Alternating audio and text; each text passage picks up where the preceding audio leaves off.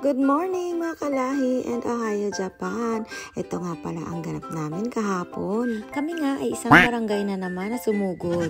Ito ay pangatlo ko ng pag-attend dito, pero itong mga ibang kasama ko is every year talaga sila dito. Nung first time namin mag-attend dito yung lumabas yung anak ko sa TV. Pero dito lang naman sa lugar namin. Ito nga palang event nito ay may bayad.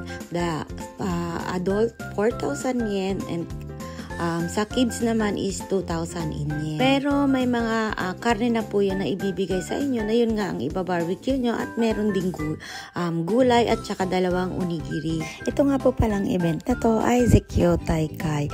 Yung Omoy wo sakebu. Kung ano po yung nasa isip mo or gusto mong sabihin, isisigaw mo siya dyan sa stage. At meron din siyang kung ilang percent yung taas ng boses mo. Tapos meron din silang yung kung ano yung pinakamagaling na sinabi mo or entertaining. So depende po yun sa sinabi mo or kung entertaining nga yung laman ng sinabi mo. Tapos yung pinakamalakas na sumigaw. May kanya-kanya po silang pa-premyo. Pero bago ang event is kainan muna, barbecue muna. Ayan. At ito nga po ang aming mga kababayan, 'di ba? Ang dami namin. Every year is parang nadadagdagan ng aming member. Ang sarap ng karne nila dito. Kasi doon sa binayad mo na 4,000 yen sa adult, sulit naman talaga. Mabubusog ka naman talaga. Kaya magdala ka na lang ng inumin dahil wala po kasi silang free drink. And ayan na nga, after nga namin kumain, namili na sila at nakapasok nga sila sa entry. Itong mga kasama namin na ano ba to? Teenager ba or ewan. Tapos 2 bata rin nakapasok sa amin at pwede ka rin kasing mag-costume kung ano yung gusto mong costume. Hindi po kasi lahat pwedeng sumigaw dahil bilang lamang po ang tao na pwede or pwede silang magja-jack and poise sila. Magigame muna sila kung sino yung manalo. Yun ang kasi super dami pong gustong sumigaw. At ito na nga po aming mga kasamahan. At sila yung mga napili sa entry. At lumabas din sila sa iba't ibang channel ata daw ng TV. Hindi ko kasi napanood kahapon. At nanalo nga rin itong asawa ni ate sa entry kaya siya na ang sisigaw.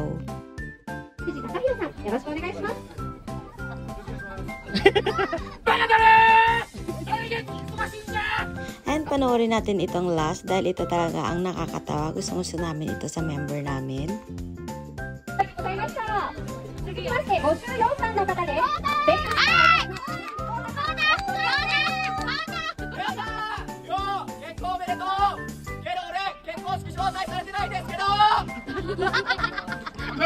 At ito na yung pinakahihintay ng lahat. Ito nga entry mo nga kapag bumili ka nga ng ticket is may number nga yan. Kaya pwede kang may chance ka na manalo ng mga pa-premyo nila. At ito nga, hindi ko nga akalain na ako nga ay nanalo. Sa 3 years ko ditong pagsasangka or pagpunta is nanalo ako for the first time ng bus hanggang Fukuoka kasi meron doong open bus sa mga tourist, kaya magfi-feeling tourist ako doon. So this year ang dami naming naiuwing pa premyo. Super, kaya ang saya. At yan nga pala may nakapag-uwi ng 60 kilo na bigas. O diba ang mahal din ng bigas ngayon. So ayun na, hanggang 3 lang kasi ang event na ito, kaya kami ay uwian na. Kaya hanggang dito na lamang kami ay uuwi ng nakangiti. Bye! Thank you for watching!